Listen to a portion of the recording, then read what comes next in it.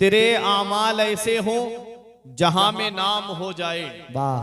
तेरे आमाल ऐसे हो जहां में नाम हो जाए, तेरा हर लफ्ज उम्मत के लिए पैगाम हो जाए सुभान अल्लाह, सुभान और अल्लाह। बना किरदार को बेमिसल उस मंजिल पे पहुंचा दे, बना किरदार को बेमिसल उस मंजिल पे पहुंचा दे कि तुझको गैर देखे काइले इस्लाम हो जाए। सुभान अल्लाह, सुभान अल्लाह। बना किरदार को बेमिसल उस मंजिल पे पहुंचा दे कि तुझको गैर देखे काइले इस्लाम हो जाए।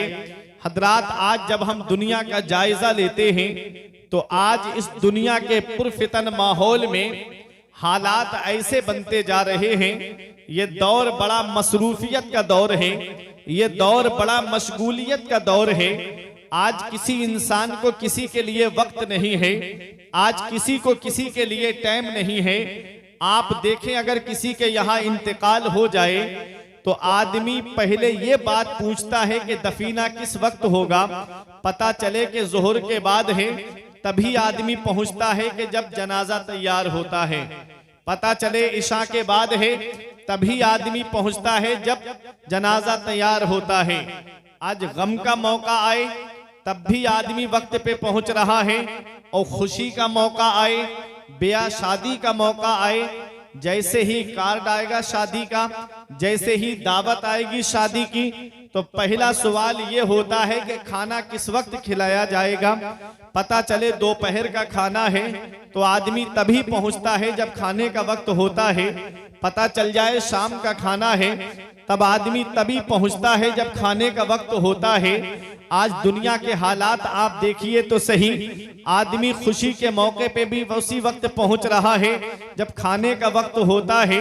आज किसी को किसी के लिए टाइम नहीं है। आज हमारी कौम के नौजवानों को देखो, ये 2.5 घंटे की फिल्में एक जगह बैठ करके देख लेते हैं। ये IPL में अपना वक्त तो बर्बाद करते हुए नजर आते हैं। आज इस कौम के नौजवानों को आप देखिए, ये फेसबुक, इंस्टाग्राम और व्हाट्सएप पे गंदी तस्वीरें देखते हुए तो नजर आते हैं, लेकिन आप इनको देखिएगा फजर में बिस्तर पे पड़े हुए सो रहे हैं, इशा में मोबाइल चलाते हुए नजर आएंगे। मस्जिदें आज हमारी खाली हो गई, आज मदरसे हमारे वीरान हो गए, फिर भी रोना रोया जा रहा है कि मुसलमान सताए बहुत जा रहे हैं, मुसलमानों पे जुल्म सितम के पहाड़ तोड़े जा रहे हैं। इतना याद रखना, जश्न गौसुल वरा में आने वालों, वो पत्ता पेड़ से गिर जाता है जो अल्लाह के जिक्र से गाफिल हो जाता है, वो जानवर जिबा कर दिया जाता है जो अल्लाह के जिक्र से गाफिल हो जाता है, वो मछली शिकार हो जाती है जो अल्लाह के जिक्र से गाफिल हो जाती है, वो घास काट ली जाती है जो अल्लाह के जिक्र से गाफिल हो जाती है। आज हमारा हाल देखो, आज मस्जिद में वही गिने चुने नमाजी जो 5 वक्ता है, उसके अलावा जुमे में तो आप देखेंगे कैसी भगदड़ होती है। जुमे के दिन आप देखेंगे कि कैसी मारा मारी पीछे से आवाजें आती हैं। ये हालात आज हमारी कौम के नौजवानों के होते जा रहे हैं। इतना याद रखना, हम इस दुनिया में हमेशा रहने नहीं आए हैं, बल्कि चंद दिन के लिए हम इस दुनिया में आए हैं। अपने रब की पकड़ से डरो, इन्ना बत्श रब्बिका लशदीद, तेरे रब की पकड़ बहुत सख्त है। जब अल्लाह पकड़ता है तो कोई छुड़ाने वाला नहीं मिलता। आला हजरत अजीमुल बरकत फरमाते हैं, छुप के लोगों से किए जिसके गुनाह, वो खबरदार है क्या होना है। फरमाते, हाय बिगड़ी तो कहां आकर नाओ, ऐन मझधार है क्या होना है। दूर जाना है रहा दिन थोड़ा, मत पे क्या मार है क्या होना है। कल तो दीदार का दिन है और यहाँ आंख बेकार है क्या होना है। ऐ मेरे प्यारे मुसलमानों, आज ये दौर बड़ा मसरूफियत का दौर है। आज किसी इंसान को किसी के लिए टाइम नहीं है इल्ला माशा अल्लाह। जब इतनी मसरूफियत का ये दौर है तो रात के 11 बजने के करीब है, आप यहाँ बैठ करके गौसे आजम का जिक्र सुन रहे हो। क्या वजह है कि गौसे आजम को पर्दा किए हुए तकरीबन 800 साल से ज्यादा का वक्त गुजर गया। गरीब नवाज को पर्दा किए हुए 700 साल से ज्यादा का वक्त गुजर गया। मखदूम अशरफ जहांगीर सिमनानी को पर्दा किए हुए कितने साल हो गए। सैयद सालार मसूद गाजी को जामे शहादत नोश किए हुए 1000 से ज्यादा का वक्त गुजर गया। आप जरा देखिए तो सही, आला हजरत को पर्दा किए हुए तकरीबन 105 या 6 साल का वक्त गुजर गया। शाहजी मोहम्मद शेर मियां को पर्दा किए हुए एक तकरीबन 120 या 21 साल के करीब वक्त गुजर गया। आप जरा देखो तो सही, आज अजीज मर जाए तो अजीज भुला देता है, दुनिया पे दोस्त मर जाए तो दोस्त भुला देता है, पड़ोसी मर जाए तो पड़ोसी भुला देता है, रिश्तेदार मर जाए तो रिश्तेदार भुला देता है। लेकिन क्या वजह है कि 800 साल हो गए, आज तक हम गौसे आजम को क्यों नहीं भूले, आज गरीब नवाज को आज तक हम क्यों नहीं भूले, आला हजरत को आज तक हम क्यों नहीं भूले, सरकार मुफ्ती आजम को हम आज तक क्यों नहीं भूले, ताजुल शरिया को हम आज तक क्यों नहीं भूले, शाहमदार को आज तक हम क्यों नहीं भूले, मखदूम अशरफ जहांगीर सिमनानी को हम आज तक क्यों नहीं भूले। क्या इनके बीबी बच्चे नहीं थे, क्या इनके रिश्तेदार नहीं थे, क्या इनके घर वाले नहीं थे। आज हमारी जिंदगी का हाल ऐसा होता जा रहा है। आज अगर हम मस्जिद में भी आए तो जब नियत बांधेंगे तो ख्याल आता है कि मेरे बच्चे जाड़ों में पहनेंगे क्या और गर्मी में खाएंगे क्या। अल्लाह अकबर, गौसे आजम की क्या औलाद रही थी, क्या गरीब नवाज की औलाद रही थी। गौसे आजम की 49 औलाद थी और 4 बीबियां थी गौसे आजम की। फिर गौसे आजम रजी अल्लाह तआला अन्हु की इबादत का जरा आलम देखिए। 40 साल तक ईशा के वुजू से फजर की नमाज आपने अदा फरमाई है। 40 साल इस हाल में गुजारे मेरे गौसे आजम ने कि ईशा में वुजू फरमाते, पूरी रात उसी वुजू से अल्लाह की इबादत करते और फजर की नमाज भी उसी वुजू से आप अदा फरमाते थे। उन्हीं 40 साल में 15 साल ऐसे गुजारे गौसे आजम ने कि आप एक पैर जमीन पे रखते और एक पैर खड़ा करते और आप किसी लकड़ी का सहारा लेकर के पूरी रात कुरान की तिलावत करते। पूरी रात में एक कुरान शरीफ मुकम्मल तिलावत फरमा लिया करते थे। ये गौसे आजम है जिनके पास नमाजों का सवाब भी है, जिनके पास रोजों का सवाब भी है, जिनके पास हज्जो ज़कात का सवाब भी है, जिनके पास सदका और खैरात का सवाब भी है, जिनके पास में नवाफिल का भी सवाब है, जिनके पास सदकात का भी सवाब है। आज हमारे पास देखो, ना तो नमाजों का सवाब है, ना तो रोजों का सवाब है, ना कुरान की तिलावत का सवाब है। आज पड़ोसी पड़ोसी को सता रहा है, भाई भाई को सता रहा है, बेटा बाप को सता रहा है, अल्लाह अकबर, रिश्तेदार रिश्तेदार को सता रहे हैं। ये हालात आज हमारी जिंदगी के बनते जा रहे हैं। हम आज गौसे आजम के जिक्र की महफिल में आए हैं। तुम क्या समझते हो, एक बार गौसे आजम के जिक्र की महफिल में आकर के तुमने हाथ उठा के नारा लगा दिया तो तुम्हें जन्नत मिल जाएगी। जन्नत मिलना इतना आसान नहीं है जितना आज हमने सोच रखा है। नमाजें छोड़ के कहता है मैं हुसैनी हूँ, शराबे पी के कहता है मैं हुसैनी हूँ, जिना करके कहता है मैं हुसैनी हूँ, अय्याशी करके कहता है मैं हुसैनी हूँ, गरीबों का हक मार के कहता है मैं हुसैनी हूँ, नमाजें छोड़ के कहता है मैं हुसैनी हूँ। बता हुसैन ने कब फर्ज़े ऐन छोड़े हैं। मेरे अजीज, मैं पहुंचा हूँ इस नतीजे पर, नमाज छोड़ दी समझो हुसैन छोड़े हैं। अल्लाहु अकबर, नारे तकबीर, नारे रिसालत, नारे हैदरी, नारे गौसियत, मसलके आला हजरत जिंदाबाद जिंदाबाद जिंदाबाद। माशाअल्लाह माशाअल्लाह।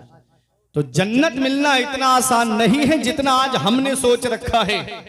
अगर जन्नत मिलना इतना आसान होता तो जरा उनकी शान देखिए जिनको दुनिया में जन्नती होने की बशारत मिली, जिनको दुनिया में जन्नती होने की खुशखबरी मिली। कभी तारीख उठा करके तो देखो, हजरत उस्मान गनी जो दामादे रसूल हैं, सहाबा में वो मकाम किसी को हासिल नहीं हुआ जो हजरत उस्मान गनी को हासिल हुआ है कि नबी की 2 शहजादियां हजरत उस्मान गनी के निकाह में यके बाद दीगर आई हैं।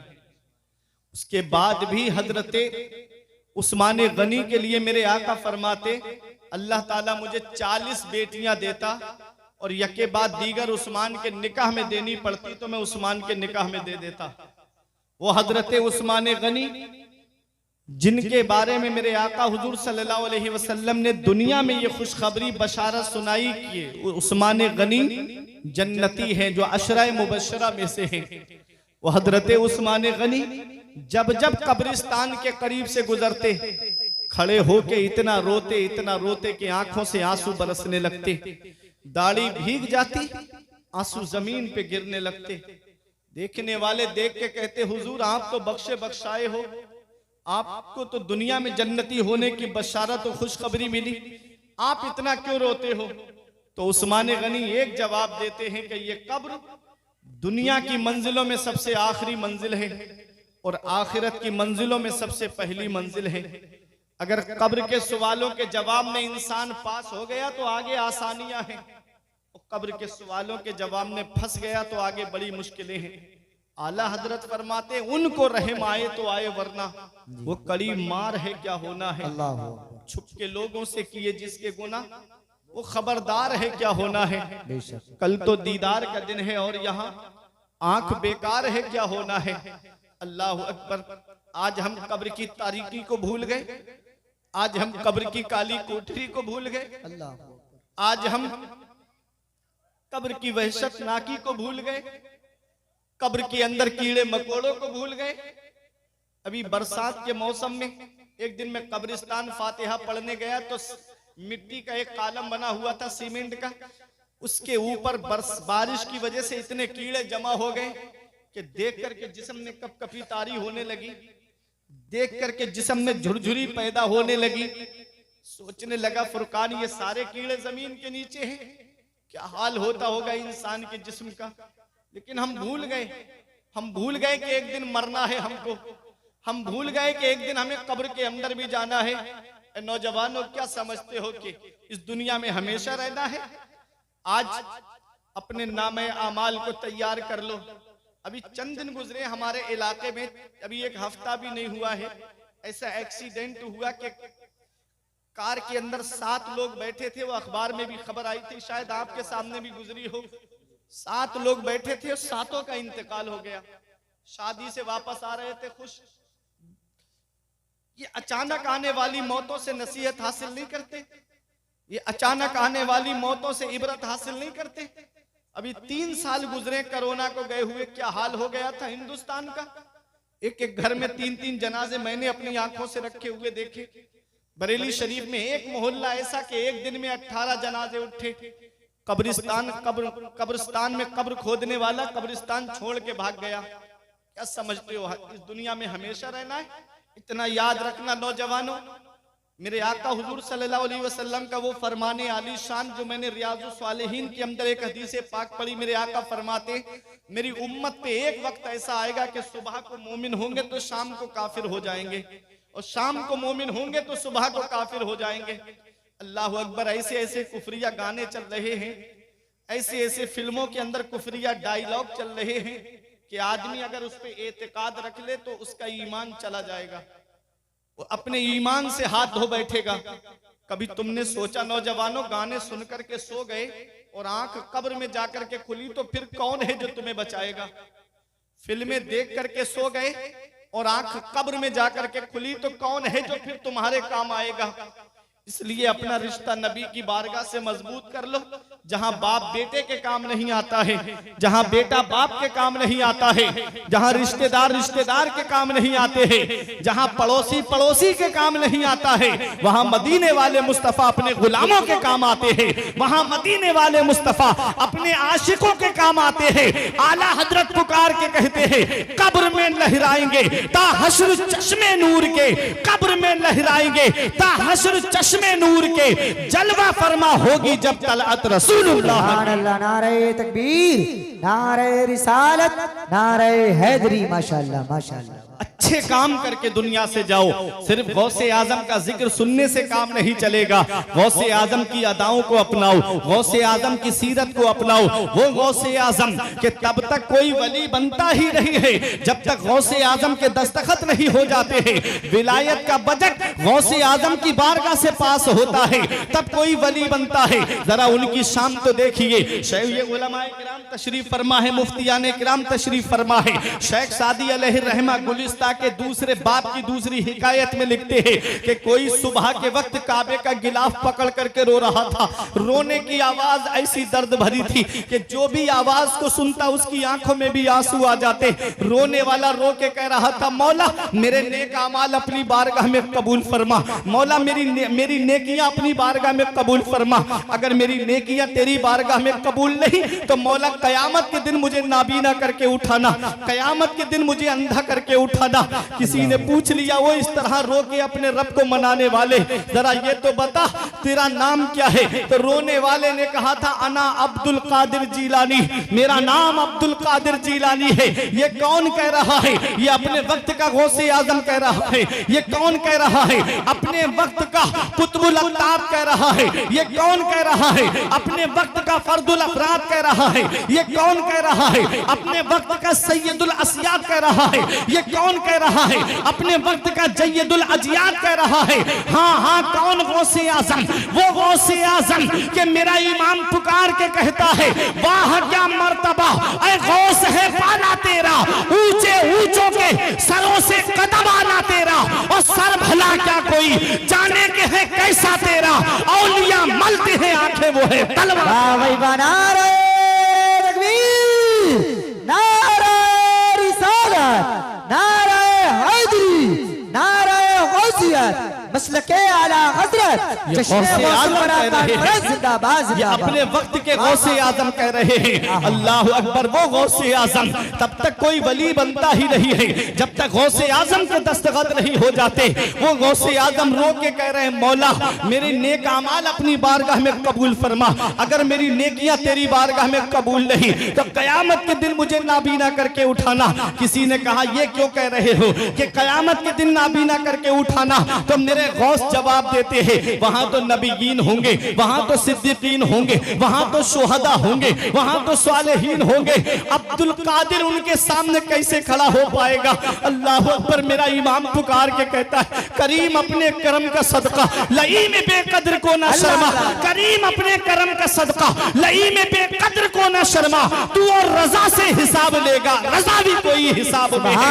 उठा दो पर्दा, दिखा दो चेहरा के नूरे बारी हिजाब में है, जमाना तारीख हो रहा है कि महर कब से नकाब में है। सुभान अल्लाह, सुभान अल्लाह, जिंदाबाद जिंदाबाद, वाह वाह, अल्लाह वाह वाह, मुफ्ती साहब जिंदाबाद जिंदाबाद, वाह वाह वाह वाह। आओ जरा देखो कौन गौसे आजम? वो गौसे आजम जिनके पास नमाजों का सवाब भी है, जिनके पास रोजों का सवाब भी है, जिनके पास हज ज़कात का सवाब भी है, जिनके पास सदका और खैरात का सवाब भी है। अल्लाह अकबर। वो गौसे आजम रो रो के रब की बारगाह में दुआ कर रहे हैं। तो सोचो हमको कितना रोना चाहिए। लेकिन आज हम जहन्नम का जिक्र सुनते कभी हमारी आंख से आंसू नहीं आते, हम कब्रिस्तान का जिक्र सुनते कभी हमारी आंख से आंसू नहीं आते। कितने मुर्दे कांधे पे ले जा करके हमने कब्रिस्तान में पहुंचा दिए, लेकिन कभी हमारी आंख से आंसू नहीं आते। कब्रिस्तानों में भी हंसी मजाक, कब्रिस्तानों में भी ठट्टे चल रहे हैं। ये हालात आज हमारी कौम के हो रहे हैं। कब्रिस्तानों में जुआ खेला जा रहा है, कब्रिस्तानों में कहीं कहीं मैच हो रहा है। ये हालात आज हमारी कौम के हो गए। क्या समझते हो हमने जान दे दे के तुझे आबाद किया है शहर खमूशा, लेकिन तेरे शहर की वीरानी नहीं जाती। हम भूल गए कि एक दिन मरने के बाद हमें इसी कब्र के अंदर आना है। हम भूल गए कि मरने के बाद हमें कब्रिस्तान में जाना है। याद रखना जिस तरह आज हम कांधे पे मुर्दे को लेकर जा रहे हैं, एक दिन 4 लोग हमको भी ऐसे ही कब्रिस्तान कांधे पे लेकर के जाएंगे। हमारे बुजुर्गों ने फरमाया कि सबसे बड़ा अक्लमंद इंसान वो है जो अपनी नेकी खुद करके जाए, और सबसे बड़ा बेवकूफ इंसान वो है जो अपनी नेकी दूसरों पे डाल करके जाए। ये मेरे बुजुर्ग यहाँ पर बैठे हुए हैं। एक पैगाम लेकर के जाना मेरे बुजुर्गों, अपना नामा आमाल तैयार कर लो, क्योंकि आज जिस औलाद को मोबाइल चलाने से फुर्सत नहीं मिलती, जिस औलाद को आज गाने सुनने से फुर्सत नहीं मिलती, जिस औलाद को आज व्हाट्सएप, फेसबुक, इंस्टाग्राम चलाने से फुर्सत नहीं मिलती, वो क्या तुम्हारी कब्र पे जाकर के कुरान पढ़ेगी? वो क्या तुम्हारी कब्र पे जाकर के ईसाले सवाब करेगी? इसलिए अपना नामा आमाल पहले ही तैयार कर लो कि जब इधर जनाजा उठे उधर इमाम साहब कह दे लहिद में इश्के रुखे शह का दाग लेके चले, लहिद में इश्के रुखे शह का दाग लेके चले, अंधेरी रात सुनी थी चिराग लेके। वाह भाई वाह, नारे तकबीर, दोनों हाथ उठा करके नारे तकबीर, नारे रिसालत, नारे हैदरी, नारे गौसियत, जिंदाबाद। जिंदाबाद जिंदाबाद जिंदाबाद। इसलिए पहले ही नामे आमाल तैयार कर लो, कुरान की तिलावत करो, अल्लाह की इबादत करो, नबी पे दुरूद शरीफ पढ़ते रहो, चौराहों पे बैठ करके सियासत की बातें मत करना, नबी पे दुरूद शरीफ पढ़ते रहना, कभी इलेक्शन की बातें मत करना, अपने नबी पे दुरूद शरीफ पढ़ते रहना। क्योंकि जब दुनिया से जाओ तो जो इल्मी साहब ने पुकार के कहा था कि पढ़ के तू कुरान को अब जमा कर ले कुछ सवाब, पढ़ के तू कुरान को अब जमा कर ले कुछ सवाब, कब्र पर फिर कौन आए फातिहा के वास्ते, काम वो कर ले प्यारे जिसके 22 कब्र में बागे रिजवा से खुले, खिड़की हवा के वास्ते और काम दोजख के किए, जन्नत का है उम्मीदवार, कसरे जन्नत तो बना है बारसा के वास्ते। अच्छे काम करके दुनिया से जाओ, सिर्फ गौसे आजम का नाम सुनने से काम नहीं चलेगा, अदाएं अपनाओ गौसे आजम की, सीरत अपनाओ गौसे आजम की। मैं चाहूं तो इतनी करामतें गौसे आजम की आपको सुना दूंगा कि रातें खत्म हो जाएंगी, गौसे आजम की करामतें खत्म नहीं होंगी। इब्ने तैमिया ने लिखा गौसे आजम की करामतें हद्दे तवातुर को पहुंच गई, उनको कोई शुमार नहीं कर सकता, लेकिन करामत की तरफ लेके नहीं जाऊंगा। आज ये गौसे आजम की मैं अलग खुसूसियत बयान करके आपके सामने सुरक्षित हो जाऊंगा, ये उलमा अपनी दुआओं से नवाजेंगे। कौन गौसे आजम? जब 4 साल 4 महीने 10 दिन के हुए तो आपके वालिद ने आपका दाखिला मदरसे में कराया, उस्ताद ने कहा पढ़ो बेटा बिस्मिल्लाहिर्रहमानिर्रहीम, आपने औज़ुबिल्लाह पढ़ी, बिस्मिल्लाह पढ़ी, बर रिवायत मुख्तलिफ 17 या 18 पारे आपने अपने उस्ताद को सुना दिए। अरे मोहब्बत से बोलो सुभान अल्लाह, पीछे वाले भी हाथ उठा के बोलो सुभान अल्लाह। 17 या 18 पारे एक ही बैठक में। उस्ताद बोले बेटा पढ़ने आए हो कि मुझे पढ़ाने आए हो? कहां पढ़ते थे इससे पहले? कहा किसी मदरसे में नहीं। कहां याद किए? कहा माँ के शिकम में सुन के। उस्ताद की हैरत की इंतहा ना रही, माँ के शिकम में सुन के याद कर लिए? कहा हाँ। आज हम बच्चों को गोद में लेके गालियां देते हैं, आज हम बच्चों को गोद में लेकर के बेहुदा बातें करते हैं। आज ऐसा दौर तरक्की कर गया कि बच्चों को गोद में लेकर के कोई फिल्में देख रहा है, गाने सुन रहा है, कोई गंदी तस्वीरें देख रहा है। एक साहब मुझे मिले, बच्चे को गोद में लेकर के गालियां दे रहे थे। मैंने कहा बच्चे के सामने गाली मत दो, बच्चा जब बोलेगा तो ये भी गालियां देता हुआ नजर आएगा।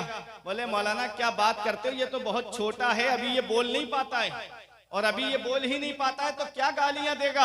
मैंने कहा ये सिर्फ तुम्हारी खाम ख्याली है। बच्चे की समाअत तभी से चालू हो जाती है जब वो माँ के शिकम में 120 दिन का हो जाता है, जब 4 महीने का हमल हो जाता है, तब अल्लाह तबारक व तआला फरिश्ते को हुक्म देता है और उसके बदन में रूह डाल दी जाती है। जैसे ही रूह बदन में आती है फौरन उसकी समाअत चालू हो जाती है। आज हम बच्चे को गोद में लेकर के गालियां देते हैं, बच्चों को गोद में लेकर के बेहुदा बातें करते हैं, बच्चों को गोद में लेकर के हम इधर उधर की बातें करते हैं। हम सोचते हैं कि बच्चा क्या समझेगा, ये तुम्हारी खाम ख्याली है। अरे देखो गौसे आजम की शान देखो, जब गौसे आजम माँ के शिकम में है तो अपनी माँ से कुरान की तिलावत को सुन करके आपने 17 या 18 पारे हिफ्ज कर लिए हैं। अब मैं आपको एक मिसाल से समझा दूं। आज तो सोशल मीडिया का दौर है, आज तो हर हाथ में मोबाइल है, आज तो हर घर में मोबाइल है, आज तो हर जेब में मोबाइल है।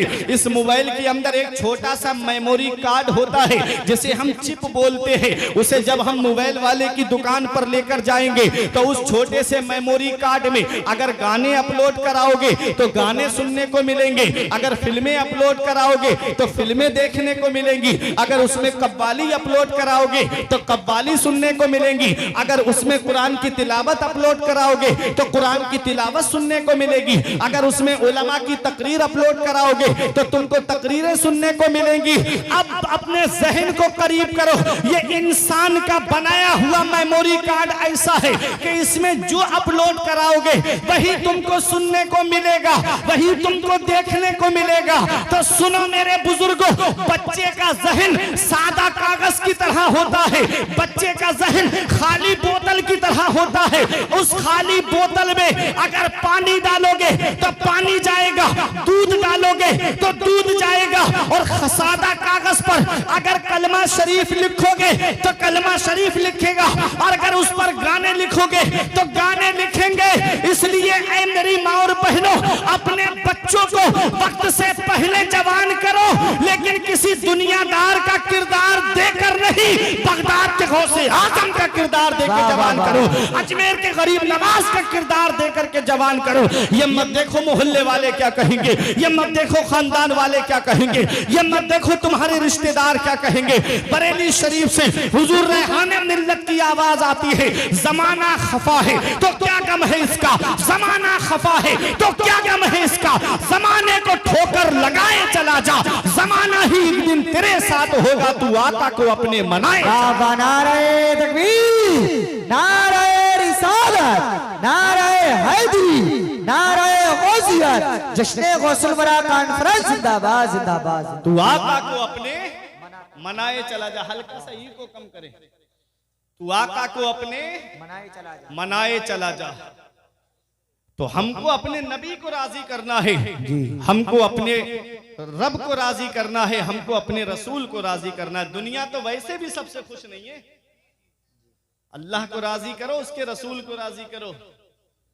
याद रखना, सुने कौन गौसे आजम, 4 साल 4 महीने 10 दिन की उम्र में आपने 17 या 18 पारे अपने उस्ताद को सुनाए। माशाअल्लाह। 18 साल तक कस्बा जीलान के कुर्बो जवार में तालीम हासिल की। एक पैगाम बता दूं आपको, ये उलमा मेरी तस्दीक करेंगे इस बात पर, जब गौसे आजम, आप अपने तवज्जो मेरी तरफ दीजिए, कोई बोले नहीं, गौसे आजम जब पैदाइशी वली हैं, गौसे आजम जब मादरजाद वली हैं, तो फिर उनको मदरसा जाने की क्या जरूरत थी, उनको पढ़ने की क्या जरूरत थी। गरीब नवाज जब पैदाइशी वली हैं तो क्यों गए समरकंद बुखारा इल्म हासिल करने के लिए। जब गौसे आजम पैदाइशी वली हैं, मादरजाद वली हैं, अरे वलियों के वली हैं, पीरों के पीर हैं, तो क्यों गए आप बगदाद तालीम हासिल करने के लिए। ये तमाचा है उन जाहिल पीरों के लिए कि जो ये कहते हैं मौलवियों का रास्ता और है और पीरों का रास्ता और है। बहुत अच्छी बात। जो पीरों के पीर हैं वो पहले आलिम बने हैं, फिर विलायत का ऐलान किया। पहले नहीं बताया कि मैं वलियों का सरदार हूं, पहले मदरसा गए, पढ़े, और कितना पढ़े, सिर्फ इल्म बताऊंगा गौसे आजम का, कितना पढ़े। आज ये तो हम सोचते हैं ना, थोड़ी सी तवज्जो आप मेरी तरफ दें, शैतान किसी भी अंदाज में आ सकता है आपको तवज्जो आपकी हटाने के लिए, ठीक है। बहुत जरूरी पैगाम में बता करके अपनी जगह बैठ जाऊंगा, मुझे जो वक्त दिया गया है उस वक्त पे मुझे अपनी तकरीर खत्म करनी है, इसलिए मैं बहुत मुख्तसर अंदाज में बोलता हुआ चल रहा हूं। गौसे आजम पैदाइशी वली हैं, मादरजाद वली हैं आप, फिर भी मदरसा पढ़ने गए, और कितने बड़े आलिम बने, कितने बड़े मुफ्ती बने। अल्लाह अकबर, अपने वक्त के मुफ्ती आजम थे गौसे आजम। 18 साल तक कस्बा जीलान के कुर्बो जवार में तालीम हासिल की। अम्मी के पास आए, माँ की उम्र 78 साल की है, गौसे आजम की उम्र 18 साल की है। जब माँ 60 साल की थी तब गौसे आजम पैदा हुए थे। मेरा रब है, जब चाहता है तब औलाद से नवाज देता है। इब्राहीम अलैहिस्सलाम की उम्र 99 साल की थी, तब हजरत इस्माईल अलैहिस्सलाम पैदा हुए। आज हमारे यहाँ के हालात ऐसे हैं, शादी के एक दो साल तक अगर कोई खुशखबरी ना मिले तो उस औरत को ताने देना शुरू कर दिए जाते हैं, उसकी जिंदगी को दुश्वार बना दिया जाता है। अल्लाह कुरान में फरमाता है यखलुकु मा यशा, अल्लाह है जो चाहता है वो पैदा फरमाता है। बेशक यहबु लिमन यशाउ इनासो व यहबु लिमन यशाउ ज़ुकूरा, अल्लाह जिसे चाहता है उसे बेटियां अता फरमाता है, अल्लाह जिसे चाहता है उसे बेटे अता फरमाता है।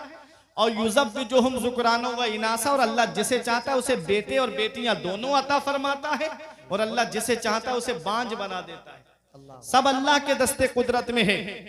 वो राज़िक है, गिज़ा कीड़ों को देता है वो पत्थर में, भटकता फिरता है इंसान क्यों रोजी के चक्कर में, उड़ाने भर हवाओं में या लगा गोते समंदर में, मिलेगा बस वही जितना के लिखा है मुकद्दर में। बेशक। अपनी माँ के पास आए, बोले अम्मी अब इजाजत दे दो, मैं मजीद हुसूल इल्म के लिए बगदाद जाना चाहता हूँ। माँ की उम्र 78 साल की है।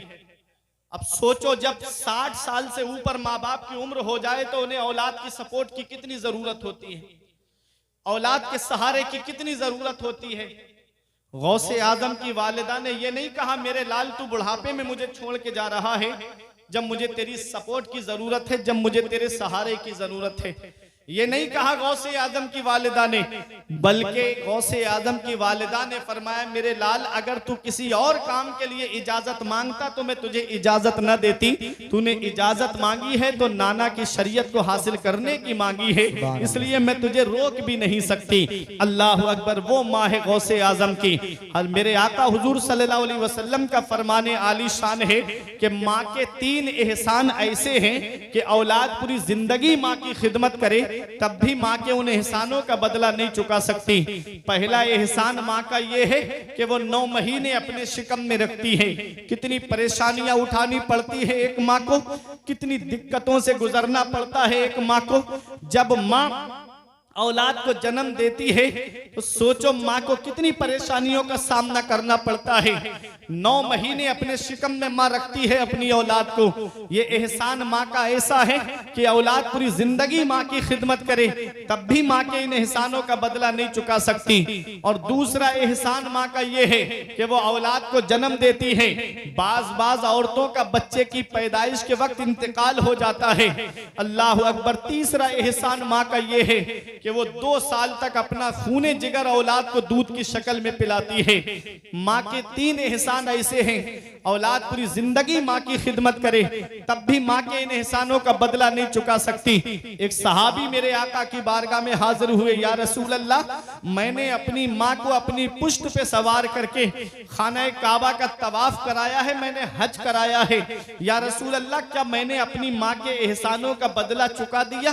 तो मेरे आका इरशाद फरमाते हैं, तेरी पैदाइश के वक्त जो तेरी माँ को दर्द उठे थे उन दर्दों में से एक दर्द का भी बदला नहीं चुकाया है।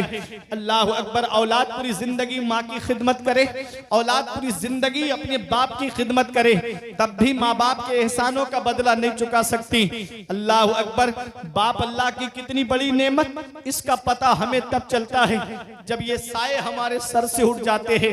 आज जिस बूढ़े बाप की खांसी हमको अच्छी नहीं लगती, आज जिस बूढ़ी माँ का बोलना हमको अच्छा नहीं लगता, एक दिन आएगा जिस दिन ये चारपाई घर से उड़ जाएगी, उस दिन तुम चराग लेके भी ढूंढोगे तो माँ बाप जैसा प्यार करने वाली शख्सियतें नहीं मिलेंगी, माँ बाप जैसी मोहब्बत करने वाली जात नहीं मिलेगी। शायर ने पुकार के कहा था कि ऐ जिया माँ बाप के साए की ना कदरी न कर, धूप काटेगी बहुत जब ये शजर गिर जाएगा। हमारे बुजुर्गों ने फरमाया है कि बाप आंगन में लगे हुए पेड़ की तरह है। जब शिद्दत की गर्मी पड़ती है, जब शिद्दत की धूप पड़ती है, जब गरम गरम लू के थपेड़े होठों को खुश्क कर देते हैं, ऐसे वक्त में आदमी पेड़ के नीचे बैठ जाए उसे आराम मिल जाता है, पेड़ के नीचे बैठ जाए उसे सुकून मिल जाता है। हमारे बुजुर्गों ने कहा बाप आंगन में लगे हुए पेड़ की तरह है जो खुद तो धूप में जलता रहता है लेकिन अपनी औलाद को साया पहुंचाता है, अपनी औलाद को छांव पहुंचाता है। अल्लाह अकबर। जिस दिन ये पेड़ आंगन से गिर गया उस दिन साए के लिए तलाश करोगे लेकिन तुमको साया नहीं मिलेगा। ऐसे माँ बाप के साए की ना कदरी न कर, धूप काटेगी बहुत जब ये शजर गिर जाएगा। ए मेरे नौजवानों, अगर माँ बाप जिंदा हैं तो उनकी कदर कर लो, माँ बाप हयात हैं तो उनकी खिदमत कर लो। पूरा कुरान करीम आप पढ़ लीजिए, इन उलमाए किराम से आप पढ़कर सुनिएगा। ये उलमा आपको बताएंगे पूरे कुरान के अंदर जहां जहां अल्लाह ने अपने हुकूक बयान फरमाए हैं, ठीक उसके बाद माँ बाप के हक बयान फरमाए हैं। अल्लाह अकबर। माँ बाप का हक कितना बड़ा है। परमंदर में पारे में रब इरशाद फरमाता है, वक़दा रब्बुका अल्ला तअबुदू इल्ला इय्याहु व बिल वालिदैनि इहसाना इम्मा यबलुगन्ना इंदकल किबरा अहदुहुमा औ किलाहुमा फला तकुल लहुमा उफ़ क्यों वला तनहरहुमा वक़ुल लहुमा क़ौलन करीमा वख़्फ़िद लहुमा जनाह ज़ुल्ल मिनर रहमा वक़ुल रब्बिरहमहुमा कमा रब्बयानी सगीरा। रब 15वें पारे में इरशाद फरमाता है, हुक्म दिया तेरे रब ने कि अपने रब के सिवा किसी की बंदगी ना करो और अपने माँ बाप के साथ में हुस्न सुलूक करो। कब? इम्मा यबलुगन्ना इंदकल किबरा, जब वो दोनों बुढ़ापे को पहुंच जाएं या उनमें का एक बुढ़ापे को पहुंच जाए, फला तकुल्लाहुमा उफ, तो उन्हें उफ भी ना कहो, ना उन्हें झिड़को, ना उन्हें डांट टपट करो, ना उनसे तेज तर्रारी से बात करो।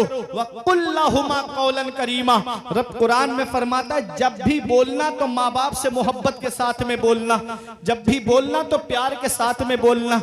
हमारे उलमा फरमाते हैं औलाद को माँ बाप से ऐसे बात करनी चाहिए जैसे एक गुलाम अपने आका से बात करता है, जैसे एक नौकर अपने मालिक से बात करता है। आज माँ बाप की खिदमत हम नहीं करते नजर आते, आज माँ बाप का अदब करते हुए हम नजर नहीं आते। माँ बाप अल्लाह की कितनी बड़ी नेमत है। मेरे आका की बारगाह में यमन के नौजवान सहाबी आए, अर्ज करते हैं या रसूल अल्लाह मैं यमन से आया हूँ, जितनी जिंदगी बची है मदीने में गुजारूंगा, या रसूल अल्लाह मैं वापस नहीं जाऊंगा। कहाँ आए हैं? मदीने शरीफ में आए हैं, उस मदीने में जिसके बारे में मेरे आका फरमाते हैं जिससे हो सके मदीने में मरे तो वो मदीने ही में मरे, क्योंकि जो मदीने में मरेगा मैं उसकी शफाअत करूंगा। सहाबी मदीने में आए हैं और सहाबी रसूल अर्ज करते हैं या रसूल अल्लाह अब मैं वापस यमन नहीं जाना चाहता, जितनी जिंदगी बची है मैं मदीने में गुजारना चाहता हूँ। मेरा विसाल हो गया तो मदफन मदीने शरीफ में बनेगा।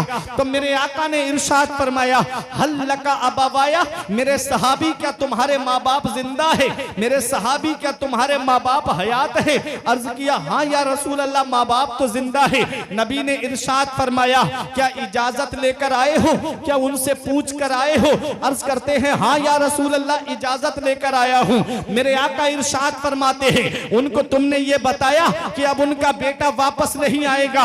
अर्ज करते हैं हाँ या रसूल अल्लाह मैंने ये भी उनको बताया है कि अब उनका बेटा वापस नहीं आएगा। मेरे आका इरशाद फरमाते हैं ऐ मेरे सहाबी ये बताओ जब तुमने अपने माँ बाप से इजाजत ली कि अब उनका बेटा वापस नहीं आएगा तो उनकी हालत कैसी थी? वो हंस रहे थे कि रो रहे थे? सहाबी ने आंखों में आंसू भर के आंखों से आंसुओं को पोंछते हुए कहा या रसूल अल्लाह जब मैंने अपने माँ बाप से ये कहा कि अब अपने बेटे का चेहरा आखिरी बार देख लो, अब तुम्हारा बेटा मदीने शरीफ जा रहा है, अब वहीं पर अपनी जिंदगी गुजारेगा, वापस नहीं आएगा। मैंने जब अपने माँ बाप से ये कहा कि अब मैं वापस नहीं आऊंगा तो या रसूल अल्लाह मेरे माँ बाप मेरी मोहब्बत में फूट फूट करके रो रहे थे, मेरे माँ बाप आंसू बहा के रो रहे थे। मदीने वाले मुस्तफा को जलाल आ गया, आका उठ के खड़े हो जाते हैं, इरशाद फरमाते हैं इरजी इलैहिमा फअदहिकुहुमा कमा अबकैतहुमा। ए मेरे सहाबी वापस चले जाओ, जहां से आए हो वहीं लौट के चले जाओ और जैसे माँ बाप को रुला के आए हो वैसे उन्हें खुश कर दो। तेरे माँ बाप यमन में खुश हो जाएंगे, तेरा नबी तुझसे मदीने में राजी हो जाएगा। नारे तकबीर, नारे रिसालत, नारे हैदरी, नारे गौसिया, जिंदाबाद जिंदाबाद माशाअल्लाह। ओ माँ बाप को सता करके नैनीताल के चक्कर लगाने वालों, इधर माँ बाप एक एक पैसे के लिए परेशान है, इधर माँ बाप दवाई के लिए परेशान है, और बेटा है कि होटलों में वेटरों को टिप दे करके आ रहा है, बेटा है कि दोस्तों के साथ में पार्टियां करता हुआ नजर आ रहा है। अल्लाह कुरान शरीफ के दूसरे पारे में इरशाद फरमाता है सबसे बेहतर खर्चा वो है जो माँ बाप को दिया जाए। जो तुम इधर उधर पार्टियों में पैसे खर्च करके आ रहे हो, याद रखना सबसे बेहतर खर्चा वो है जो माँ बाप को दिया जाए। अपने घर के अंदर रूठे हुए माँ बाप को मना लो। आज हम दुआ कराते फिर रहे हैं, मैं बरेली शरीफ से आया, हजरत हमारे लिए दुआ कर देना। हुजूर साहिब सज्जादा की आमद हुई, हुजूर हमारे लिए दुआ कर देना। मुफ्ती साहिब किबला काशीपुर से तशरीफ लाए, कहा मुफ्ती साहब हमारे लिए दुआ कर देना। शायर इस्लाम बरेली शरीफ शरीफ से तशरीफ लाए, शायर साहब हमारे लिए दुआ कर देना। हम दुआ कराते फिर रहे हैं लेकिन हम दुआ लेते नहीं हैं। अरे घर के अंदर माँ बाप जो बैठे हुए हैं, जिनके बारे में मेरे आका इरशाद फरमाते हैं कि माँ बाप की दुआ औलाद के हक में ऐसे कबूल होती है जैसे नबियों की दुआ उम्मत के हक में कबूल होती है। सुभान अल्लाह, सुभान अल्लाह। इससे माँ बाप की दुआ रद्द नहीं होती, जिस तरह नबियों की दुआएं रद्द नहीं होती ऐसे ही बूढ़े माँ बाप की दुआएं भी रद्द नहीं होती। इसलिए माँ बाप को राजी कर लो। माँ बाप अल्लाह की बहुत बड़ी नेमत। जिस दिन ये चारपाई घर से उठ गई उस दिन हम चिराग लेके भी ढूंढेंगे तो बाप जैसा प्यार करने वाली शख्सियत नहीं मिलेगी। मौलाना रूम फरमाते हैं पहली मोहब्बत है माँ बाप की दुनिया में जो बदला मांगती है। अगर तुम अपने माँ बाप के साथ भलाई करोगे तो तुम्हारी औलाद तुम्हारे साथ भलाई करेगी। तुमने अपने माँ बाप के साथ भलाई नहीं की तो बुढ़ापे में ये उम्मीद लगा के मत बैठना कि तुम्हारी औलाद तुम्हारा सहारा बन जाएगी। अच्छाई करोगे तो अच्छाई तुम्हारे लिए, इन अहसनतुम लिअनफुसिकुम, अच्छाई करोगे तो अच्छाई तुम्हारे लिए है। वह इन असातुम फलाह, और अगर बुरा किया तो बुराई भी तुम्हारे लिए। जैसी करनी वैसी भरनी। अपने माँ बाप के साथ भलाई करोगे तो तुम्हारी औलाद तुम्हारे साथ भलाई करेगी। कभी ये लगे नौजवानों मेरे बाप ने मेरे लिए क्या किया है, तो अपने वालिद के पास बैठ के एक बार उनके चेहरे को देखना। उनके माथे की सिलवटें तुम्हें कुछ पैगाम देंगी, उनके चेहरे की झुर्रियां तुम्हें कुछ पैगाम देंगी, उनकी दाढ़ी के सफेद बाल तुम्हें कुछ पैगाम देंगे, उनके कमजोर हाथों की रगें तुम्हें कुछ पैगाम देंगी। एक दिन मैंने पूछा था अपने अब्बा से, अब्बा मेरे हाथ की लकीरें नजर आ रही हैं, तुम्हारे हाथ की लकीरें कहां चली गईं?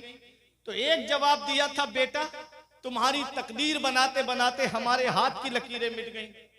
बाप क्या नहीं करता अपनी औलाद के लिए? बाप कौन सी कुर्बानी नहीं देता अपनी औलाद के लिए? बाप कौन सी परेशानी नहीं उठाता अपनी औलाद के लिए? कभी तुम्हें यह लगे कि मेरे बाप ने मेरे लिए क्या किया है, तो कभी चले जाया करो रात में 3 बजे शाहबाद की तरफ, सैफनी की तरफ, बिलारी की तरफ, मुरादाबाद, रामपुर की तरफ देख लिया करो। ये रात में जब 2-3 बजे का वक्त होता है, ये मुफ्ती साहब बताएंगे, उलमा बताएंगे कि कितनी सख्त वाली नींद आती है रात के 2 बजे के बाद में इंसान को। लेकिन उस वक्त में ऑटो रिक्शा चलाने वाला ये एक बाप ही तो है, ये ट्रक चलाने वाला एक बाप ही तो है, ये बसें चलाने वाला एक बाप ही तो है, ये दूसरों के खेतों में मजदूरी करने वाला, पूरे दिन फावड़ा चलाने वाला एक बाप ही तो है, ये सऊदी 3-3 साल के लिए जाने वाला ये एक बाप ही तो है। कभी सोचा है आपने ये कोई बेंगलोर कमाने के लिए जा रहा है, कोई मुंबई कमाने के लिए जा रहा है, कोई दिल्ली कमाने के लिए जा रहा है? ये एक बाप ही तो है जो सोचता है 4 पैसे जमा हो जाएंगे, मेरी औलाद के खर्चे में काम आएंगे, मेरी औलाद की पढ़ाई में काम आएंगे। याद रखना नौजवानों, ये आलिम बनाने वाला एक बाप है, ये हाफिज बनाने वाला एक बाप है, ये मुफ्ती बनाने वाला एक बाप है, अरे ये मास्टर बनाने वाला एक बाप है, ये डॉक्टर बनाने वाला एक बाप है, ये इंजीनियर बनाने वाला एक बाप है। याद रखना प्यारे मुसलमानों, स्कूल की फीसें भरने वाला एक बाप है, कॉलेज की फीसें भरने वाला एक बाप है, यूनिवर्सिटी की फीसें भरने वाला एक बाप है, मदरसे का खर्चा उठाने वाला दौरान तालिबे इल्मी ये एक बाप ही तो है। बाप कितनी परेशानियां उठाता है अपनी औलाद के लिए, बाप कितनी दिक्कतों का सामना करता है अपनी औलाद के लिए, लेकिन औलाद के ऊपर गम का साया आने नहीं देता। सारी परेशानियां बाप खुद उठा लेता है। आज वही बाप बूढ़ा हो गया, आज वही माँ के जिस्म की हड्डियों ने जवाब दे दिया, हमने उनका बिस्तर घर से बाहर कर दिया, हमारे कमरे में एसी चल रहा है, हमारे कमरे में गर्म हीटर का इंतजाम जाड़ों में, और माँ बाप तीनों में रह के जिंदगी गुजार रहे हैं, माँ बाप झोपड़ी में रह करके जिंदगी गुजार रहे हैं। क्या इसी दिन के लिए माँ बाप ने औलाद को जवान किया था? क्या इसी दिन के लिए माँ बाप ने औलाद को पाला था? हम कौन सा मुंह लेके जाएंगे महबूब दावर के सामने? कौन सा चेहरा लेकर जाएंगे शाफ़े महशर के सामने? कयामत में मेरे आका ने हमसे पूछ लिया कि बुढ़ापे में माँ बाप की दौलत मिली थी, क्या करके आए? तो क्या कहोगे? उनका बिस्तर घर से बाहर करके आए? क्या कहोगे? उन्हें टीनों में रहने पे मजबूर करके आए? क्या कहोगे? उन्हें झोपड़ियों में रहने पे मजबूर करके आए? ईद के दिन हमारे बच्चे शॉपिंग मॉल से कपड़े खरीदे और माँ बाप हमारे बच्चों का चेहरा देखे। बकरा ईद के मौके पे हमारे बच्चे सेवई और गोश्त खाएं और माँ बाप हमारे बच्चों का चेहरा देखे।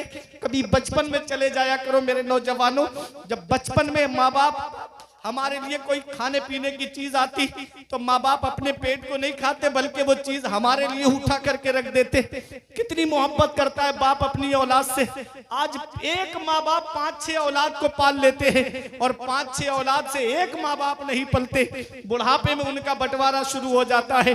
शायर पुकार के कहता है, धूप कैसी भी हो साया नहीं खोने देता, धूप कैसी भी हो साया नहीं खोने देता, राह कैसी भी हो बेबस नहीं होने देता, बेच के अपना लहू चाहे वो रोटी लाए, बाप औलाद को भूखा नहीं सोने देता। वक्त ठुकरा देगा एक दिन मेरी सारी ये कुर्बानियां, वक्त ठुकरा देगा एक दिन मेरी सारी ये कुर्बानियां। दामने उम्मीद में फकत नाकामियां रह जाएंगी। शादियों के बाद बेटे तो अलग हो जाएंगे, बाप के हाथों में फकत बैसाखियां रह जाएंगी। और बुढ़ापा क्या जवानी क्या, ये बचपन बांट लेते हैं। बुढ़ापा क्या जवानी क्या, ये बचपन बांट लेते हैं। न होकर दिल में गुंजाइश तो आंगन बांट लेते हैं। नहीं मंजूर हिस्से में किसी बेटे को अपनी माँ, मगर आपस में बूढ़ी माँ के कंगन बांट लेते हैं। ये हालात हैं आज हमारी कौम के।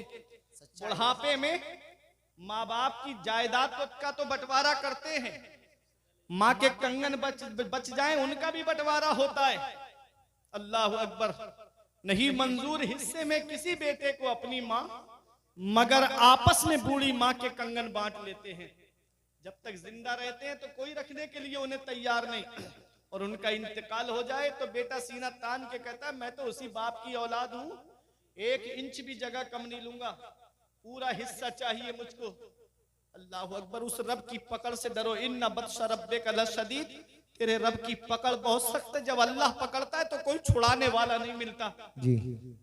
इसलिए प्यारे मुसलमानों, माँ बाप जिंदा हैं तो उनकी खिदमत कर लो, माँ बाप हयात हैं तो उनकी कद्र कर लो। और अगर उनका इंतकाल हो गया है, आका फरमाते हैं जुमे के दिन माँ बाप की कब्र की जियारत कर लो तो ऐसा है जैसे उनकी हयात में तुमने उनकी जियारत की। तो माँ बाप अल्लाह की बहुत बड़ी नेमत। गौसे आजम की वालिदा ने अपने एहसान नहीं गिनाए थे कि बेटा तू मुझे बुढ़ापे में छोड़ के जा रहा है, मैंने 9 महीने अपने शिकम में रखा, मैंने तुझे जन्म दिया बेटा, 2 साल तक अपना खून जिगर मैंने तुझे दूध की शक्ल में पिलाया। अपने एहसान नहीं गिनाए गौसे आजम की वालिदा ने। फरमाया जा मेरे लाल इल्म हासिल करने जा रहा है, बगदाद चला जा। माँ भी जानती है बेटे को नहीं देख पाएगी, बेटा भी जानता है हो सकता है माँ का दीदार न हो सके, फिर भी गौसे आजम मदरसा पढ़ने के लिए गए। और आप मदरसे में कितनी तालीम हासिल की आपने, कितना इल्म हासिल किया आपने। अल्लाह अकबर। दौरान तालिब इल्मी कितनी परेशानियां उठाई मेरे गौस ने। मेरे गौस फरमाते मैं दरख्तों के पत्ते खा करके गुजारा करता था, मैं दरख्तों की छाले खा करके गुजारा करता था। एक पैगाम है मेरे तालिब इल्मों को जो मदारिस में इल्म हासिल कर रहे हैं, अगर मदरसे में एक दिन खाना अच्छा ना मिले तो घर पे शिकायत ना किया करो, मेरे गौस की तारीफ देख लिया करो, मेरे गौस की हिस्ट्री को पढ़ लिया करो। गौसे आजम कई दिन तक फाके से रहते। मेरे गौस कहते एक दिन भूख ने मुझे इतना बेचैन कर दिया कि मैं करख के खंडरात की तरफ गया, कोई मुबाह चीज मिल जाए उठाकर खा लूं। कहते वहां और 40 फकीर भूख भूख चिल्ला रहे थे। कहते मैं मस्जिद में आया, मैं अल्लाह की इबादत करने लगा, नमाज पढ़ के जैसे ही मैं बैठा तो एक मुसाफिर मेरे सामने खाना खा रहा था। मेरे दिल में ये शौक पैदा हुआ ये मुझे खाने में शरीक कर लेता। कहते हैं उस मुसाफिर ने मुझसे कहा आओ बेटा खाना खा लो। कहते मैं खाना खाने बैठा तो उस मुसाफिर ने मुझसे पूछा बेटा कहाँ पढ़ते हो? और मेरे गौस कहते मैंने कहा मदरसा निजामिया में पढ़ता हूँ। कहा मदरसा निजामिया में कस्बा जीलान के मोहल्ला नीफ के सादात घराने का एक बच्चा पढ़ता जिसका नाम अब्दुल कादिर है। मेरे गौस फरमाते उससे तुम्हें क्या काम है? कहा कि मैं उन्हीं के मोहल्ले का रहने वाला हूँ। जब मैं आ रहा था बगदाद तो उनकी माँ ने थोड़ा सोना दे के मुझसे कहा था मेरा बेटा बगदाद में इल्म हासिल कर रहा है, मेरा बेटा तालीम हासिल कर रहा है, ये सोना मेरे बेटे को बगदाद में पहुंचा देना। कहते मैं कई दिन से उस बच्चे को ढूंढ रहा हूं लेकिन वो बच्चा मुझे नहीं मिल पाया। तो मेरे गौस से कहता है बेटा तुम्हारा नाम क्या है? मेरे गौस ने फरमाया जिस अब्दुल कादिर को तुम तलाश कर रहे हो वो अब्दुल कादिर मैं ही तो हूँ। उसने हाथ जोड़ के कहा बेटा माफ कर देना, मेरे पास जितने पैसे थे वो सब खत्म हो गए, मैंने तुम्हारा थोड़ा सोना बेच के ये खाना खरीद लिया है। मेरे लाल ये खाना मैं तुम्हारे ही पैसे से लेकर के आया हूँ। ये मेरे गौस का दिल है कि गौसे आजम का दिल अगर माइल भी होता है तो अपने ही खाने की तरफ माइल होता है। मेरे गौसे आजम ने कितनी परेशानियां उठाई, कई कई दिन के फाके किए, आपने दौरान तालिबे इल्मी अल्लाह ने वो मकाम भी आपको अता फरमाया, अल्लाह ने वो शान भी आपको अता फरमाई। इन्ना मअल उसरी युसरा, बेशक हर परेशानी के बाद में आराम है। अल्लाह ने वो मकाम दिया गौसे आजम को, वो शान दी गौसे आजम को कि एक दिन ये कसम खाई तब तक नहीं खाऊंगा जब तक अल्लाह अपने दस्ते कुदरत से नहीं खिलाएगा। आपको चंद दिन के बाद में आपके पीरो मुर्शिद और आपके उस्ताद हजरत अबू सईद मखजूमी एक तबाक में खाना लेकर आए, बोले अब्दुल कादिर ये खाना खा लो। गौसे आजम कहते मैं नहीं खाऊंगा। कानों में आवाज आती है या अब्दुल कादिर जीलानी बेहक्के अलैका कुल व बेहक्के अलैका इशरिब। ऐ अब्दुल कादिर जीलानी तुझे मेरे इज्जत और जलाल की कसम तू खा ले, तुझे मेरे इज्जत और जलाल की कसम तू पी ले।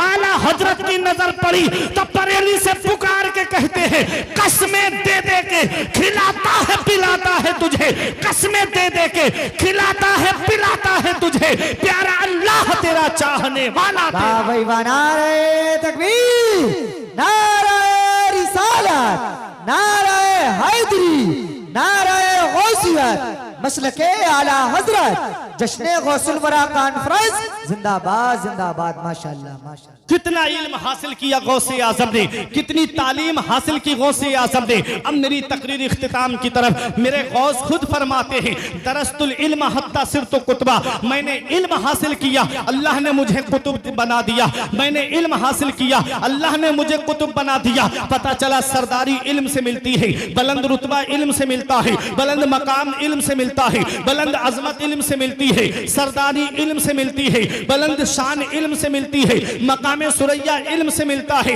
इसलिए अपने बच्चों को इल्म हासिल कराओ। गौसे आजम ने इल्म हासिल किया और कितने बड़े आलिम बने, कितने बड़े मुफ्ती बने। अपने वक्त के मुफ्ती आजम है गौसे आजम।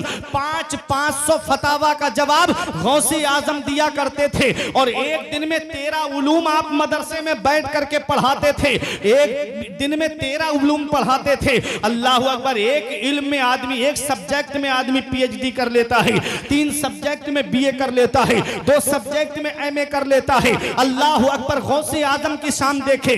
मदरसे में बैठ करके आपने एक दिन में 13 उलूम पढ़ाते थे और कितने साल पढ़ाया गौसे आजम ने मदरसे में बैठ करके?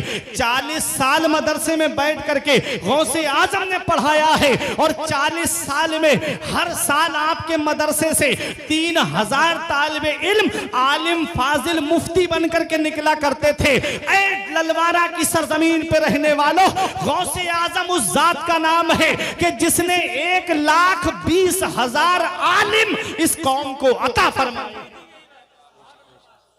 1,20,000 आलिम गौसे आजम ने अता फरमाए हैं। जब सुल्तान सलाहुद्दीन अय्यूबी ने बैतुल मुकद्दस को फतह किया तो उनकी फौज में जो मुजाहिदीन थे अक्सर गौसे आजम के मदरसे के पढ़े हुए आलिम थे और कुछ हुजूर सैयद कबीर अहमद रिफाई अलैहिर्रहमा के मदरसे के थे और कुछ इमाम गजाली के मदरसे के थे। सुल्तान सलाहुद्दीन अय्यूबी कौन है? पूरी जिंदगी जंग लड़ते रहे, पूरी जिंदगी तलवार चलाते रहे, मौत बिस्तर पे आई।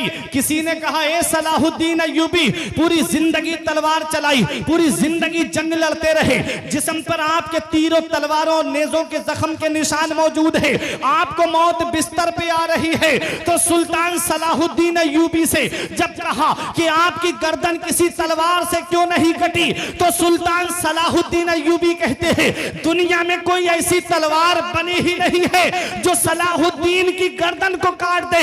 कहा किस बिना पे कहते हो? अब ये उलमा दुआओं से नवाजेंगे। पूछा किस बिना पे कहते हो?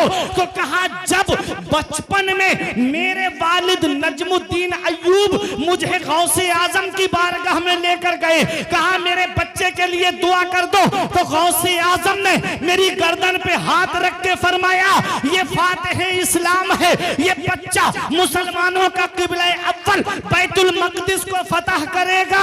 कहा मेरी गर्दन पर किसी और का हाथ रखा हुआ नहीं है, बल्कि बगदाद के गौसे आजम का हाथ रखा हुआ है। अरे जिसकी गर्दन पर गौसे आजम हाथ रख दे उसकी गर्दन को कोई तलवार काट ना पाए। क्या दबे जिस पे हिमायत का हो पंजा तेरा, क्या दबे जिस पे हिमायत का हो पंजा तेरा, शेर को खतरे में लाता नहीं कुत्ता। नारे तकबीर, नारे रिसालत, नारे हैदरी, नारे गौसियत, मसलके आला हज़रत जिंदाबाद जिंदाबाद माशाअल्लाह। ये है गौसे आजम। मेरे गौस फरमाते हैं मुरीदी ला तखफ अल्लाह रब्बी अतानी रिफअतन निलतुल मनाली। ऐ मेरे मुरीद मत डर, ऐ मुझसे मोहब्बत करने वाले खौफ मत खा, अल्लाह मेरा रब है। हमने गौसे आजम की बारगाह में अर्ज किया ऐ मेरे गौसे आजम हम कहाँ ना डरे, हमारे यहाँ का तरीका तो ये है, हमारे यहाँ का उसूल तो ये है। नारे रिसालत, नारे हैदरी, नारे गौसियत। उस्तादुल उलमा मुफ्ती जुल्फ़िकार साहिब किबला, उस्तादुल उलमा मुफ्ती जुल्फ़िकार हुसैन साहिब किबला नईमी, मुफ्ती आजम काशीपुर, उलमाए अहले सुन्नत, नारे तकबीर, नारे रिसालत। बैठे आप। कैमरे हटा लीजिए, कैमरे हटा लीजिए, मुफ्ती साहब का कहना है कैमरे हटा लें आप लोग। बंद कर लें भैया। बैठ जाइए आप हजरात, बैठ जाए, अदब के साथ बैठ जाइए।